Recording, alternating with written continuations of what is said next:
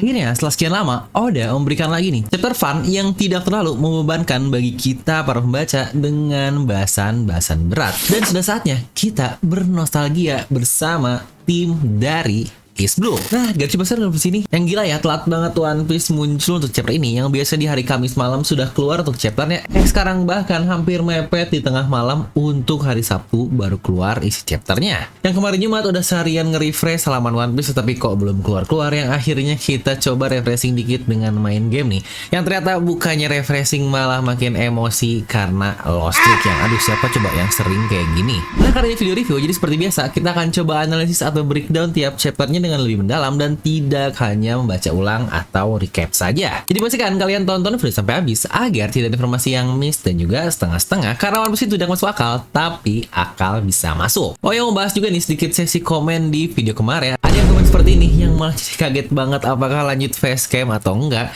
Niatnya nyari spek LC yang keluar malah nangklep nih LC-nya. Nah, buat para players baru channel ini juga bisa bantu subscribe dan nyalakan bel notifikasinya ya. Nah, mari tanpa basa-basi lagi kita langsung saja. Wadaw.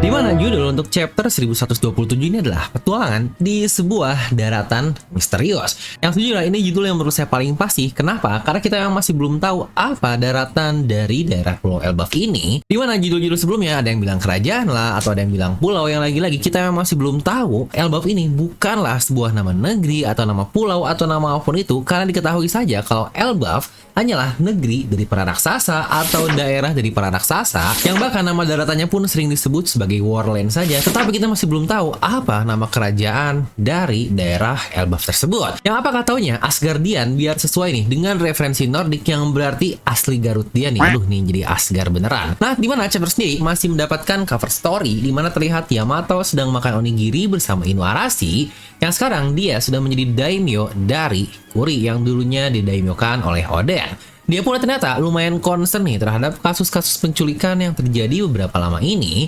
Yang kira-kira siapa ya orang yang akan menjadi dalang dibalik semua penculikan Wano Kuni? Apakah seseorang yang kita ketahui atau malah muncul karakter baru di cover story ini? Nah, oke nih, kita masuk ke isi chapter. Dimulai dari sebuah daerah di lokasi Elbaf karena lagi-lagi terlihat para raksasa sedang berbincang-bincang. Namun untuk lokasinya ini sangat berbeda sekali ya, karena bangunan yang bahkan tanamannya semuanya terbuat dari semacam Lego, sama seperti bagaimana daerah Nami yang terbangun di chapter lalu. Terlihat terdapat kebakaran nih di lokasi tersebut yang terlihat sangat besar sekali.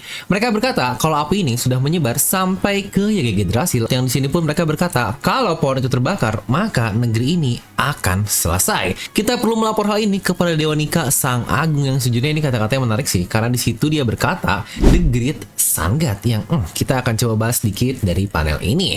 Pertama, terkait Yggdrasil ini, lagi-lagi ini adalah sebuah pohon kehidupan yang sangat terkenal dari mitologi Nordik. Yang tadi kita bahas di bagian awal tentang Asgardian dan yang lain-lainnya juga. Ya, walau terlihat cukup berbeda sih dengan pohon yang sebelumnya pernah kita lihat di daerah negeri Elbaf. Yang entah apakah ini memang masih belum clear atau lagi-lagi ini hanyalah salah satu pohon besar di bagian yang berbeda. Ya, tapi seenggaknya prediksi para nakama bener semua nih terkait adanya pohon Yggdrasil di Pulau Elbaf ini, dan dia termasuk pohon raksasa yang ada di negeri tersebut. Lalu hal menarik lain yang kita dapatkan di sini adalah kita harus melapor hal tersebut kepada The Great Sun God, yang wow, apakah terdapat Sun God lain di Pulau Elbaf ini? Ataukah mungkin itu adalah sebutan bagi sang raja tunggalnya di pulau tersebut, yang lagi-lagi raja tunggal ini ibarat Odin lah di mitologi aslinya. Loh, jangan lupa, bukankah nama pangerannya saja atau anak rajanya bernama Loki yang lagi-lagi diambil dari mitologi Nordik tersebut? Ya, tinggal Thor aja nih yang kira-kira ada atau enggak di arc Elbaf nanti. Tapi yang bakal lebih penasaran lagi adalah gimana ya kira-kira reaksi mereka setelah nantinya bertemu The Real Sun God kita alias bakal Luffy Senchou. Nah, lanjut di sini pun para Elbaf sangat kaget sekali karena melihat lebah-lebah terjatuh dan terluka begitu parah. Mereka pun diskusi kalau getaran besar yang mereka rasakan sebelumnya disebabkan karena The Mighty Ear God tumbang ya. Oke, lagi-lagi ini sebuah term yang menarik. Dan dijawab, jangan bodoh, kau pikir siapa yang bisa melukai kelinci raksasa tersebut? Yang lagi-lagi untuk kali ini akan coba kita bahas juga nanti sedikit di bagian analisis karena sangat mencurigakan sekali. Kita langsung berpindah dulu ke lokasi dari Nami yang ternyata dia sedang berada di sebuah kastil yang bernama Big Stand. Di sini Nami benar-benar ketakutan dan dia pun berhasil mengalahkan satu lebah raksasa juga. Dia menangis dan memanggil nakama-nakama East Blue-nya yang lagi-lagi ini terlihat sangat spesifik ya. Karena bukankah masih ada nakama lain seperti Robin, Franky, Jinbei, tetapi yang dipanggil hanya mereka-mereka yang dari East Blue saja. Dan setelah itu Nami tiba-tiba senang karena mendengar suara Usopp dari kejauhan. Namun tiba-tiba juga muncullah landak yang sebenarnya ini lucu banget sih. Namun balik lagi semuanya berbentuk raksasa. Dan karena Nami kaget melihat raksasa ini, lagi-lagi Nami teriak dan landak tersebut pun malah kaget. Dia pun menjadi marah dan mengeluarkan durinya lalu mengejar Nami. Di sini pun Nami akhirnya melihat Usopp yang akan dimakan oleh seekor kucing yang juga raksasa. Yang anehnya kucing ini menggunakan semacam mahkota. Di sini Nami lagi-lagi dia menyetrum si landak tersebut dan terjatuh ke daerah bawah. Lucunya efek listrik yang berada di tubuh landak tersebut mengenai si kucing raksasa dan akhirnya ikut tersambar juga. Yang tentu saja hal ini pasti akan membuat kucing tersebut marah. Mereka pun kebingungan kenapa bisa ada di tempat seperti itu. Karena bukankah terakhir kali mereka sedang berada di lautan dan habis meminum sake buatan Elbaf yang di sini pun Nami mengingat kata-katanya. Dimana ketika meminum sake tersebut yang bernama Absinthe, sake tersebut sangat kuat karena akan membuat kalian berhalusinasi. Disitulah lagi-lagi ala-ala Usopp banget lah di bagian ini yang cukup kocak juga. Karena di sini Usopp bilang, oh jadi kita berhalusinasi ya, dan kita mungkin hanya melihat sebuah ilusi tentang monster raksasa saja. Namun, ternyata Usopp ditabok oleh kucing tersebut. Dia pun tertampar dengan sangat keras dan mereka akhirnya terlempar dari ketinggian kastil yang sejujurnya ini besar banget. Dan setelah terjatuh, kita melihat kucing tadi tiba-tiba berubah menjadi singa yang sejujurnya ini benar-benar aneh banget. Yang kalau kalian perhatikan, ada banyak tengkorak manusia juga nih di sekitaran bawah Nami. Yang uniknya, tengkorak-tengkorak tersebut memiliki ukuran dengan mereka semua alias tengkorak manusia biasa dan bukan tengkorak dari para raksasa. Nami pun akhirnya menggunakan Usopp sebagai tameng yang memang selalu menjadi duo yang sangat lucu banget. Namun tentu saja Oda tidak akan dong membiarkan teteh nama kita akan terluka seperti itu. Yang akhirnya muncullah momen wadaw dari trio monster kita. Sanji dia menggunakan Ifrit Jambe Epaole Strike-nya, Luffy menggunakan Gear Force Elephant Gun Whip-nya, dan Zoro mengeluarkan Santoryu Tatsumaki. Yang tentu saja siapa coba yang bisa bertahan dari satu serangan luar biasa milik ketiga orang ini. Yang akhirnya singa tadi pun berubah lagi menjadi kucing dan pingsan. Ya mungkin di sini akan ada sedikit perdebatan nih karena, ngapain sih Sanji harus menggunakan Ifrit Jambe-nya agar dapat menyetarakan serangan dua trio monster yang lainnya. Yang menurut saya ini karena lebih ke arah Nami-nya saja akan terluka. Makanya emosi dari Sanji pun meningkat dan dia langsung mengeluarkan salah satu serangan terkuatnya yang ini bukan untuk masalah setara power scaling lah. Ini masih aja sering bahas begituan. Ya seperti yang saya bilang di video spoiler kemarin, kalau serangan kombinasi ini persis seperti yang terjadi di Arc Alabasta saat mereka menghajar buaya pisang. Yang bahkan kalau kalian sadar, nama jurusnya pun sama persis loh, cuma ini versi lebih upgrade-nya saja. Mulai dari Tatsumaki-nya Zoro, lalu juga Epaole-nya Sanji, dan Gomu-Gomu Whip-nya Luffy, semuanya persis sama. Dimana banyak yang komen juga waktu ngelawan Pasifista Bang, mereka melakukan serangan kombinasi. Yang lagi-lagi kalau saya ingat dan setelah dicek ulang juga, itu bukan serangan kombinasi sih, tapi lebih ke arah serangan bergantian saja, dimana dimulai dari Sanji, lalu ke Zoro, dan terakhir ke Luffy. Nah ketika melawan si buaya pisang di Alabasta, mereka melakukannya secara bersama-sama.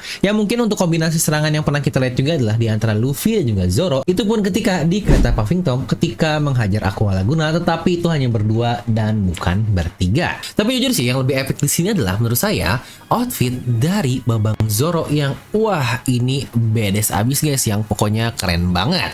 Seperti biasa ya, Oda emang gak pernah main-main masalah outfit karakternya. Ini juga salah satu yang ngebuat saya sangat suka sekali dengan One Piece, karena ya nggak bosan aja lah ngebaca One Piece dengan peradaban berbeda, lingkungan berbeda, bahkan pakaian-pakaian karakternya juga sangat berbeda-beda. Jadi kayak ya nggak bosan lah dari awal sampai akhir bajunya itu doang. Tetapi tipe pakaian yang Oda bangun di tiap karakter pun lagi-lagi sangat merepresentasikan mereka semua.